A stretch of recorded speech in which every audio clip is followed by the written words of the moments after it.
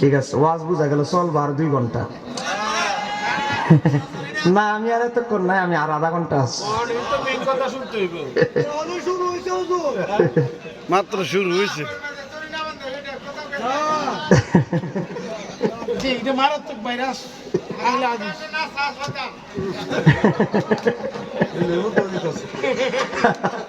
আমার চাচাই সব ফতুয়া দিয়ে লাইতেছে।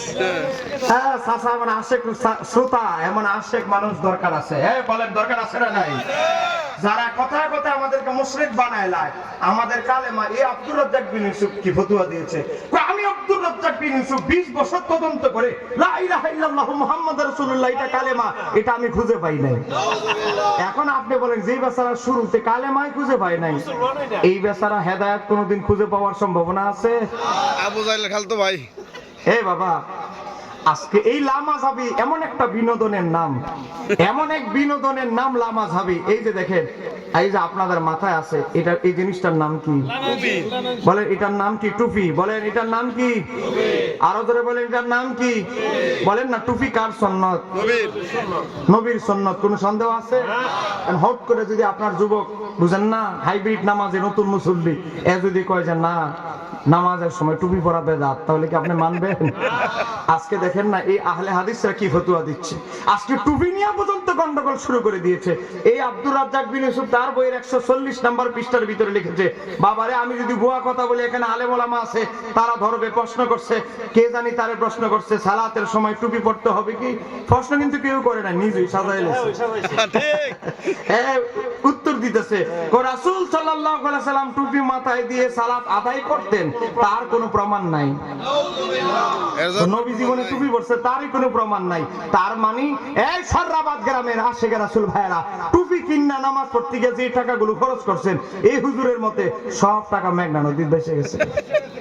আপনার টিয়ার সব অবস্থা চলে গেল। তাহলে আপনারা বলেন টুপি নিয়ে পর্যন্ত যাদের অ্যালার্জি খাই জানি, বলেন তাদের কলবের ভিতরে নবীর মহব্বত আছে? হ্যাঁ বলেন মহব্বত আছে? ভাই আজকে দেখেন আল্লাহর পাশে নবীর নাম লিখবো, আজকে শিরিক শিরিক, কথায় কথা শিরিক, কথায় কথা শিরিক। আমি আপনাদেরকে একটা দলিল দিয়ে যাচ্ছি। বাইরে আওয়াজ হচ্ছে কেন? প্যান্ডেলে ঢুকলে ঢুকো, না হলে দূরে যাও, দূরে গিয়ে ঝালমুড়ি খাও। এই দেখে রে, কারো লাগলে হোয়াটসঅ্যাপে দিয়ে যাব।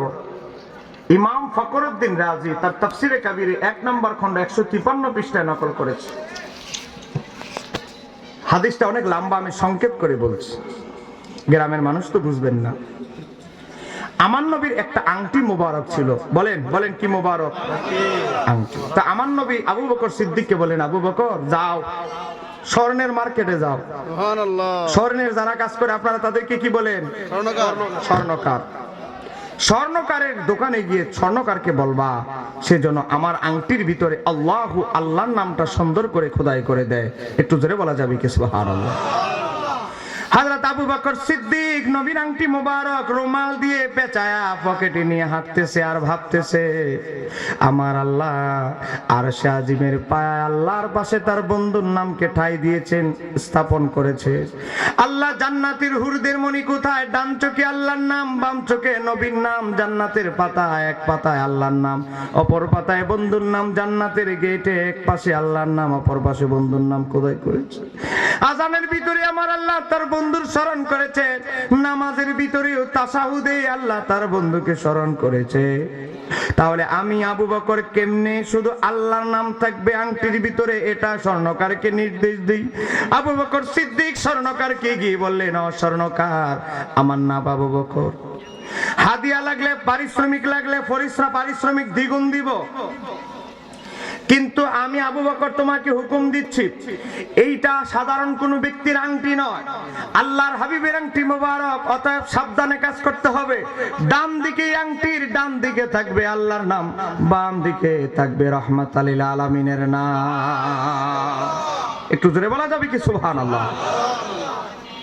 ইমাম ফখরুদ্দিন রাজির ইন্তিকাল হয়েছে 606 হিজরি, এখন 1445 চলে। এবার হিসাব করে দেখেন কত বছর আগের কিতাব থেকে বলছি। 6ষ্ঠ শতাব্দীর মুজাদ্দিদ। ইমাম রাজি উল্লেখ করে আবু বকর সিদ্দিক যখন স্বর্ণকারকে বললেন, ঠিক আছে কাজটা সুন্দর করে করব, আপনি 4 দিন পরে আসিয়েন। হযরত আবু বকর সিদ্দিক 4 দিন পরে চলে গেলেন।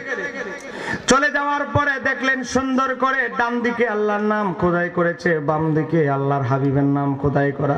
প্যাকেটের ভিতরে ভরে পকেটে নিয়ে হাঁটতেছে আবু বকর সিদ্দিক। আর আমার আল্লাহ জিবরাইলকে ডাক দিয়ে বলে, জিবরাইল, ও জিবরাইল, আমার আবু বকর আমার হাবিবের প্রতি যে প্রেম ভালোবাসা দেখিয়েছে, আমি রব্বি জুল জালাল আবু বকরের প্রতি এত বেশি খুশি হয়ে গিয়েছি।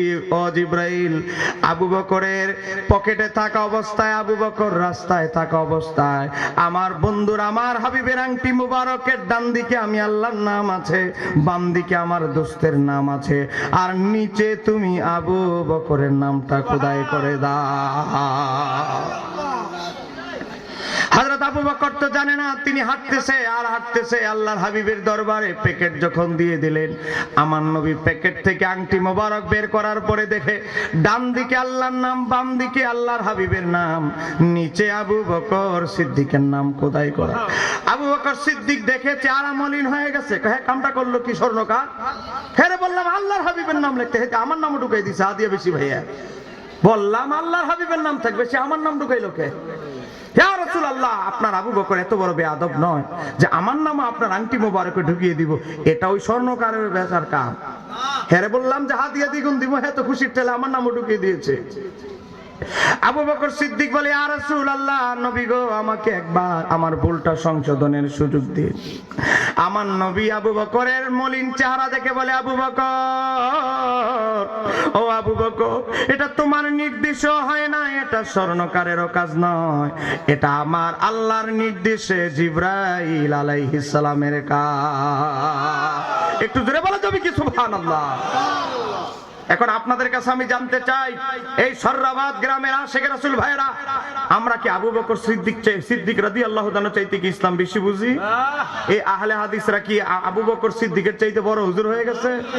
আবু বকর সিদ্দিক একটা সামান্য আংটির মাঝে যদি আল্লাহর পাশে নবীর নাম খোদাই করতে পারে, আর আজকে যারা আল্লাহর পাশে নবীর নাম আমরা তাও আবার পাশাপাশি লিখি না, মাঝখানে থাকে কালেমা, তারপরে বাম পাশে আমরা নবীর নাম লিখি, তারপরে যারা শিরিক ফতুয়া দেয়, আমরা মনে করি তারা ইসরায়েলি প্রোডাক্ট।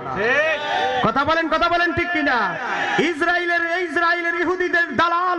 ইহুদিদের কাজ হচ্ছে মুসলমানদের হৃদয় থেকে, মুসলমানদের কলব থেকে নবীর মহব্বত বিতাড়িত করা। কথা বলেন ঠিক কিনা? আমরা মুসলমানরা যখন মসজিদের ভিতরে ঢুকি, ঢুকার পরে যখন ডান দিকে আল্লাহর নামটা দেখি, সাথে সাথে আল্লাহর স্মরণ হয়। বাম দিকে যখন আমরা নবীর নামটা দেখি, কলবের ভিতরে অটোমেটিক নবীর স্মরণ এসে যায় যে এটা আমার নবীর নাম। কথা বলেন ঠিক কিনা? আজকে ইহুদি নাসারারা চায় মুসলমানদের হৃদয় থেকে নবীর স্মরণ দূরে সরিয়ে দিতে। কথা বলে না কেন? ঠিক কিনা? তাহলে এই বাটপারদের সাথে আমাদের কোনো সম্পর্ক? রাগ করতেছেন আমার কথাগুলো একটু করা, যারা দাওয়াত বুঝে শুনে দাওয়াত দেয়, কিন্তু দাওয়াত দিলে দিবেন, না দিলে নাই। কিন্তু আমাকে হক কথা বলতে দাওয়াত দেওয়া হয়েছে, এখন মাত্র হক কথাটি বলা শুরু করব। বলেন না কেন? চলবে ইনশাআল্লাহ? বলেন চলবে? এবার আসেন, আমরা মাযহাব মানি।